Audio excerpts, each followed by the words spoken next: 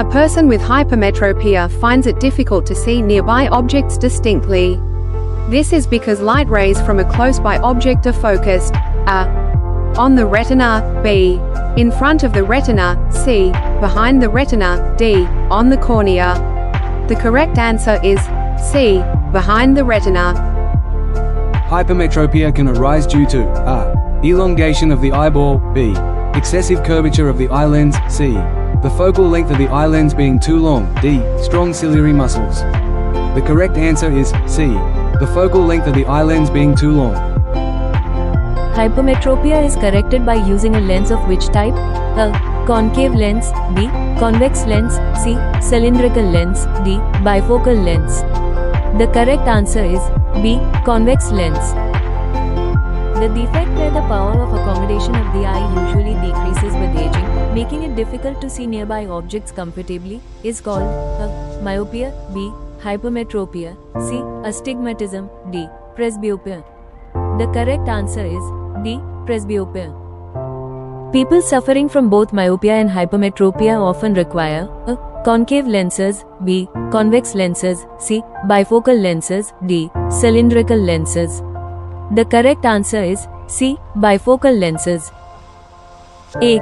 The splitting of white light into its component colors upon passing through a prism is called a. reflection, b. refraction, c. dispersion, d. scattering. The correct answer is c. dispersion. 8. When white light passes through a prism, which color bends the least? A. violet, b. indigo, c. blue, d. red. The correct answer is d. red. 8. The twinkling of stars is caused by a. dispersion of starlight, b. internal reflection of starlight, c. atmospheric refraction of starlight, d. scattering of starlight. The correct answer is c. atmospheric refraction of starlight. Planets do not twinkle because they are seen as a. point sources of light, which are too bright, b. extended sources of light, where the total variation in light averages out, c. distant objects, whose light is not affected by the atmosphere, d. celestial bodies that do not emit light. The correct answer is b. extended sources of light, where the total variation in light averages out. The phenomenon responsible for advanced sunrise and delayed sunset is a. scattering of light, b. dispersion of light, c. atmospheric refraction, d. total internal reflection. The correct answer is c. atmospheric refraction.